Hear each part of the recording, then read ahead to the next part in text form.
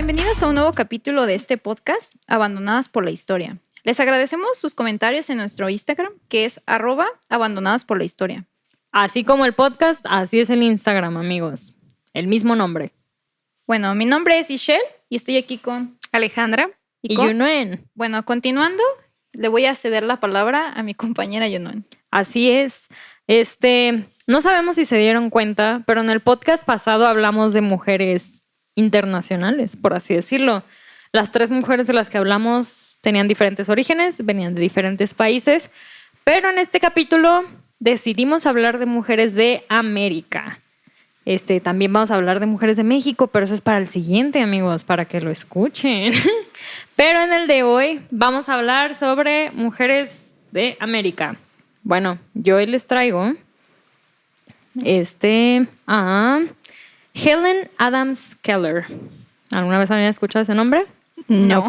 Muy bien.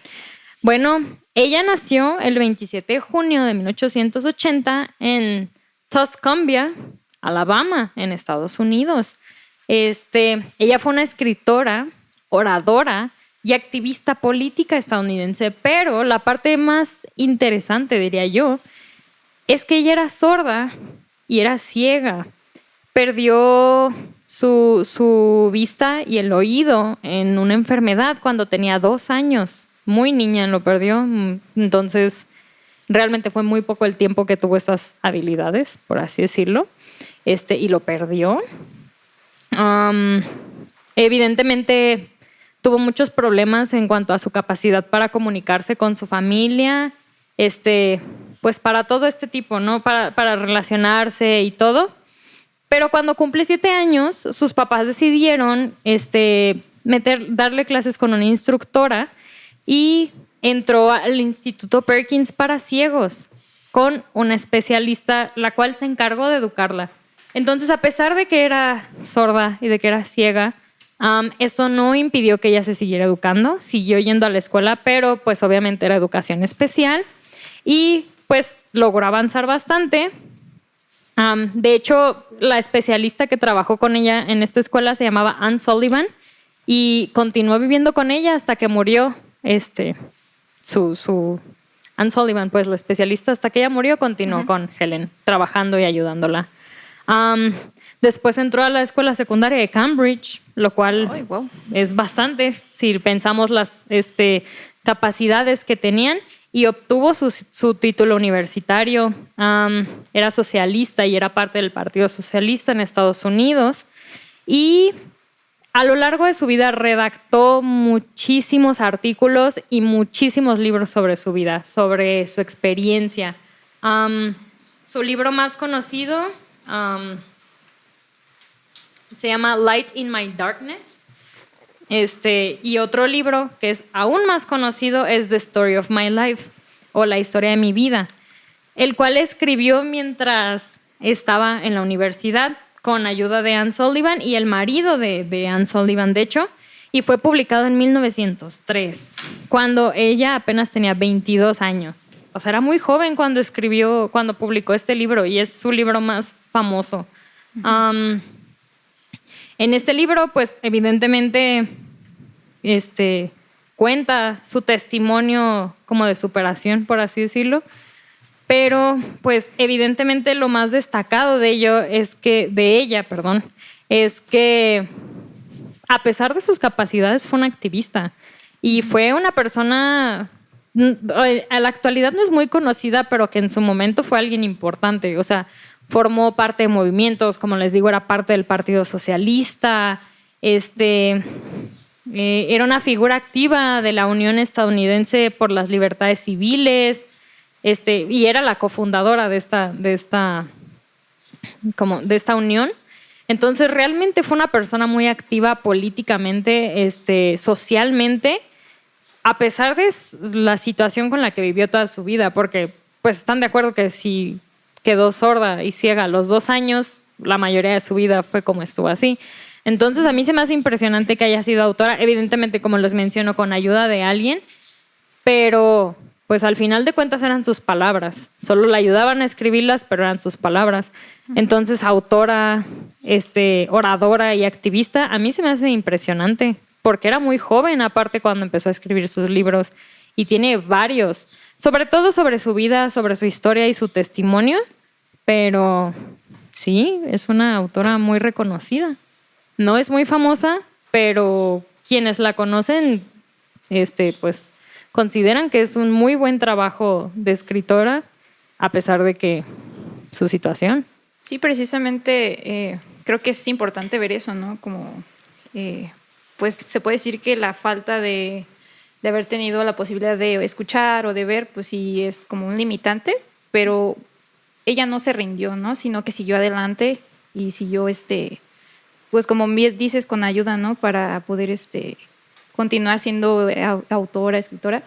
Y sobre todo eso, ¿no? De no dejarse ahí, de no quedarse ahí, sino que seguir, aumentando, ¿no? Hasta llegar a ser como activista. Entonces me parece muy importante eso, ¿no? De reconocer también estas situaciones que a veces pues no son fáciles, que es complicado el hecho de convivir entre la gente que igual no tienen las mismas capacidades y lo que sea, pero tener esa como habilidad como para salir adelante, ¿no? Entonces me parece importante ver eso.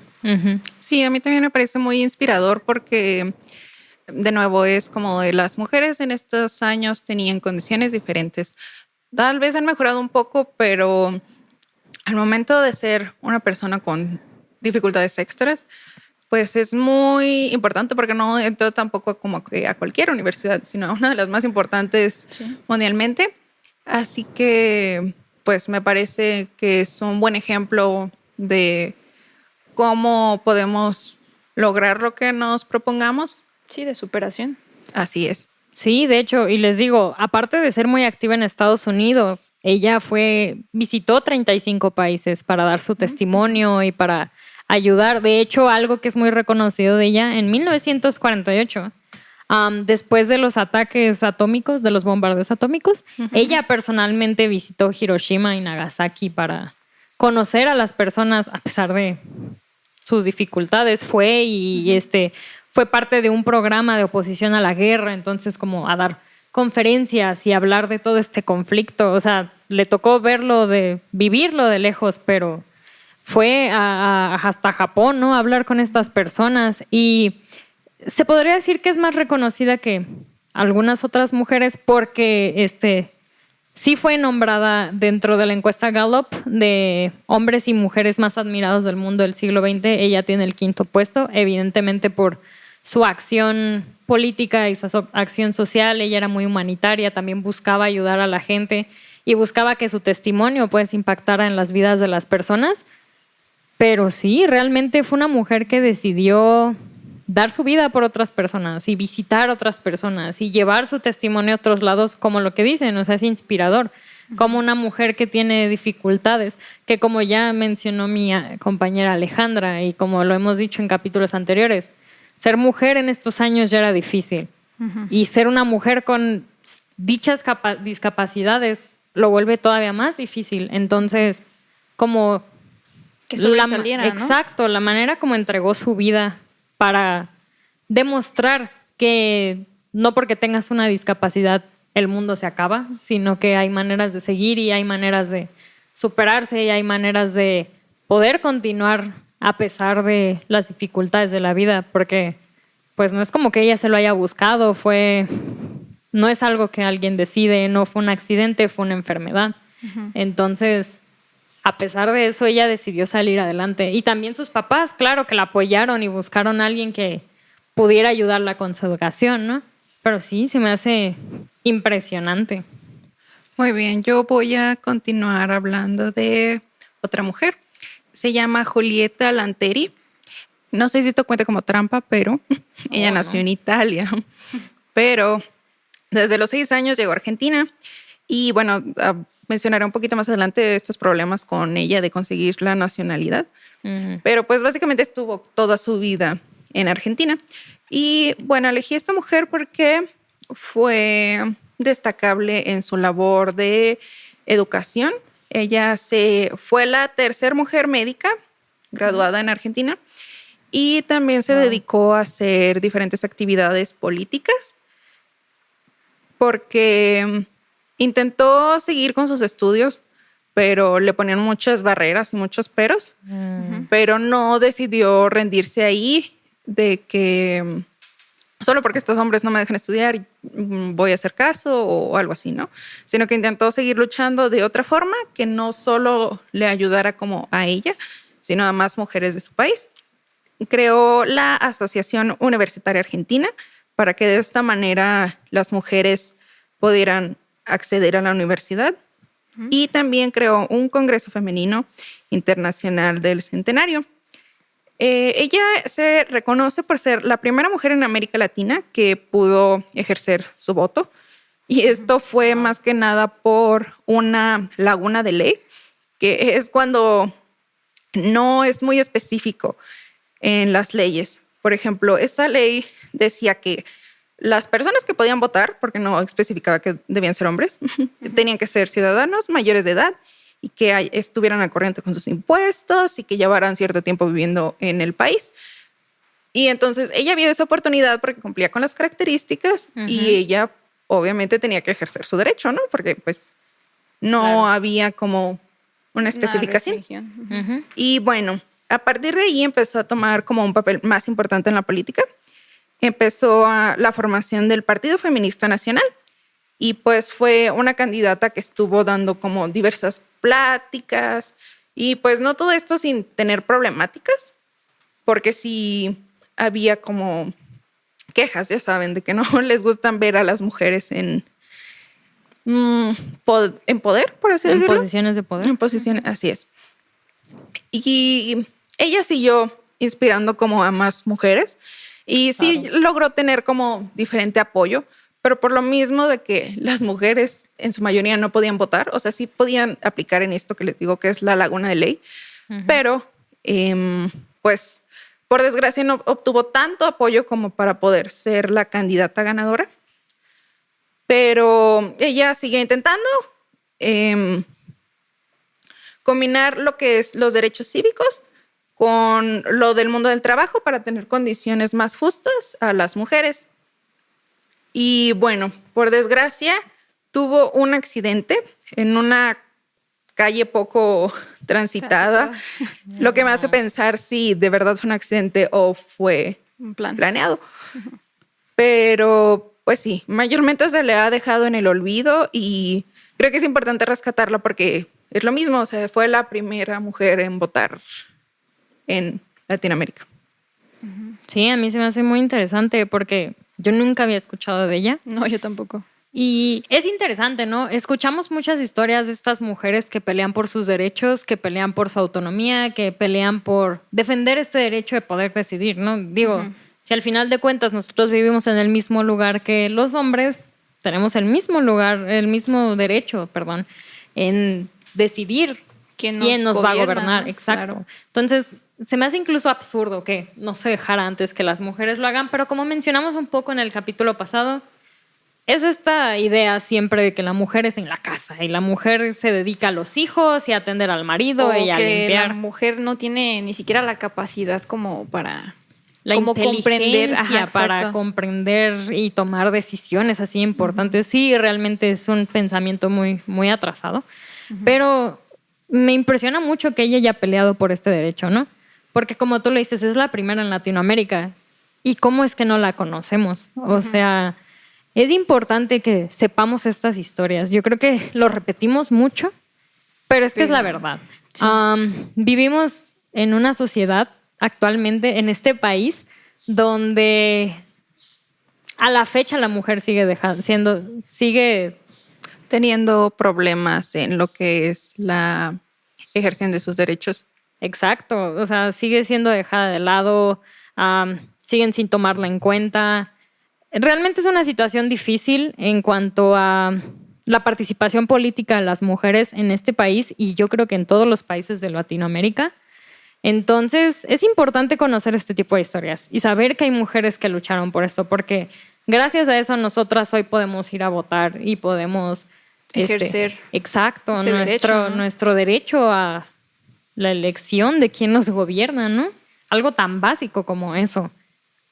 Sí, precisamente, de hecho, es como muy curioso porque yo pues, no tenía idea de qué mujer iban a elegir ninguna de ustedes. Entonces, casualmente yo también elegí a una representante de Argentina, ¿no? Y básicamente es Eva Duarte de Perón. Creo que si bien no es tan conocida, es más conocida por su esposo, que es el general Juan Domingo Perón, quien fue un presidente del país, ¿no? Entonces, ella nació básicamente en un pueblito de Los Toldos en 1919 y fue una hija ilegítima que creció pues en el campo, dentro de una familia pues que era relativamente pobre, ¿no? Entonces, desde muy joven no sabía qué caminos tomar y sin embargo, a pesar de esto no lo dejó como decaer. Entonces, muy pronto se trasladó a la ciudad de Buenos Aires y intentó pues probar suerte, esto a la edad de 16 años, entonces pues es muy joven, ¿no? Sí, claro. Entonces, ya al principio intentó pues continuar con esta como pobreza que tenía, de cierta manera, y empezó a tener una carrera ya después como actriz y en la ciudad dio sus primeros pasos también en la política, donde participó ya en la fundación de la Asociación Radical Argentina, que fue básicamente fundada para proteger los derechos de los trabajadores de la radiofonía y que además también dedicaba, por tener pues esta como dedicación, esta inteligencia o este carisma, fue pues elegida como su presidenta, ¿no? Wow. Y bueno, resultó ya que para 1944 ya se había sentado bien como actriz, que ya era básicamente reconocida, pero su vida dio como un giro cuando conoció pues a quien se convertiría en su esposo, Juan Domingo Perón, quien 2 años después ganaría ya la presidencia de la nación.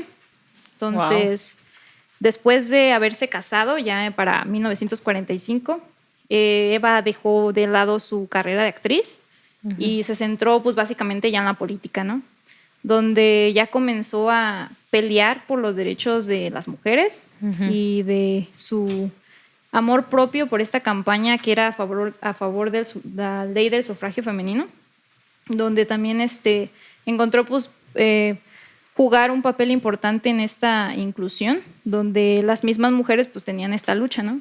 Entonces, ya después, para el 23 de septiembre de 1947, ya siendo presidente Juan Domingo Perón, firmó la ley pasada por el Congreso Nacional, donde ya dio a las mujeres de Argentina el derecho al voto, terminando así más de un siglo de luchas. Entonces, creo que sin querer coordinó, ¿no? Sí. Entonces, es sorprendente, pues, ver cómo a veces como que la historia como que empata, ¿no? Claro. Entonces, sí, me parece también importante porque gracias, se puede decir que a ella también tienen pues ese derecho, ¿no? Del voto también, también de sus de tener esta lucha, ¿no? Para el reconocimiento de los derechos de la mujer en general. Claro. Entonces sí me parece muy importante también pues hacerle mención a ella porque pues sí es conocida relativamente, pero más por su esposo, por su marido, no por ella como tal. Entonces también me parece importante nombrarla aquí. Sí. A mí me parece interesante porque podemos ver como, curiosamente, la continuación de una lucha que se venía dando desde años anteriores. Porque, pues por desgracia... Pues por desgracia no se pueden concretar muchas veces por lo mismo de que la gente está tan en contra de que por alguna u otra razón una mujer pueda llegar como a ser influyente o a tener poder. Entonces, pues sí es muy importante porque se continúa la labor y lo que mencionabas de que sí se conoce más por su esposo también es como... Pues muy triste porque en realidad ella realizó hazañas importantes, pero siempre se le hace de menos porque era la esposa de. Y es bien contradictorio porque, de hecho, cuando ella murió muy joven, para empezar, y murió creo que por cáncer. Entonces, realmente ella tuvo pues una vida donde tuvo muchos planes, pero a la larga pues no pudo como que completarlos. Entonces, el hecho de que también el presidente, en este caso su esposo, quisiera darle como ese apoyo, también me parece importante porque si bien sí se conoce por ser la esposa del presidente, también el presidente en sí quiso como que entrar ya a apoyar en estas de sufragio del Sí, claro. sufragio femenino o lo del voto. Sí, Entonces, porque muchas veces los esposos no quieren sentir como una especie de competencia con sus mujeres, porque ahí podría ser la excusa de, no, pues yo soy el presidente, no tú. Y tu lugar está nada más en hacerme compañía o algo así, sino que me parece que se puede no felicitar, porque es como el trabajo básico de un esposo, apoyar, sí, apoyar. pero pues sí se puede tal vez mencionar que... Se puede hacer un reconocimiento, ¿no? Que evidentemente fue su lucha de ella, pero haber tenido ese apoyo y haber tenido, quieran o no que tu esposo sea el presidente, pues evidentemente quiero suponer que debe influir mucho en este tipo de cosas. Entonces obviamente eso también le dio un poquito más de apertura. Entonces es como darle el reconocimiento a los dos por haber concretado como tal en sí ya dar ese derecho a las mujeres, pero es la lucha de ella. Realmente ella fue la que, pues como hemos mencionado, ella está insertada en esta sociedad donde se da cuenta, oigan, yo no puedo escoger. Porque evidentemente si fue con ella y gracias a su esposo, ella no participó en la elección de su esposo, quiero suponer, porque no tenían ese derecho las mujeres. Entonces, pues darte cuenta que tú no puedes ser parte de las decisiones de tu país y de las decisiones del mundo en el que vives y estás insertado, pues es difícil, es lo que les digo. Al final de cuentas, ¿por qué los hombres tendrían que ser los únicos en tener este derecho, ¿no? Si todos vivimos en el mismo lugar y las mujeres son uno de los escalones más importantes, exacto, de formar una sociedad, ¿no? O sea, sería imposible que existiera un mundo bien sin mujeres. Entonces es como de, ¿por qué arrebatarle este derecho a las mujeres, no? ¿Por qué quitárselo? Y a mí también se me hace muy curioso que se complementaron ustedes dos. Sí, como lo mencionamos, ninguna de nosotras conocemos a las mujeres de las otras, no nos dijimos a quién habíamos traído, solo nombres básicamente, pero no información para no traerlas repetidas, pero no sabíamos la información de las demás. Entonces sí, se me hace muy curioso que... Una bonita coincidencia, porque pues sí podemos ver que es gracias al apoyo de las mismas mujeres que se puede continuar. Exacto, gracias a esto podemos ver que son luchas continuas, luchas que lamentablemente no terminan rápido o que no se concretan, como fue el caso de la mujer de la que habló mi compañera Alejandra, que después la concretó la otra. Entonces es como, esto es interesante, ¿no? Ver ese trabajo conjunto, ver la importancia también de que las mujeres trabajen en conjunto para poder completar esto, ¿no? Para poder concretar este tipo de pasos importantes en la sociedad. Y bueno, creo que del capítulo de hoy sería todo. Sí, muy interesante. Nos gustaría conocer el comentario de ustedes. ¿Habían escuchado de alguna de estas mujeres? ¿Cuál es su opinión? ¿Qué es lo que piensan respecto a estas luchas que se siguen dando hoy en día? Tal vez no iguales, pero sí lo bastante semejantes como para que siga habiendo un discurso. Exacto. Sí. Y bueno, les recuerdo que tenemos un Instagram donde estaremos publicando contenido en relación a los capítulos, que es @abandonadas por la historia. Así como el podcast, así es el Instagram. Igualito, amigos. Así que vayan a seguirnos para que estén al pendiente de nuestros siguientes capítulos. Yo soy Alejandra, ella es Yunuen y ella es Ishel. Hasta la próxima.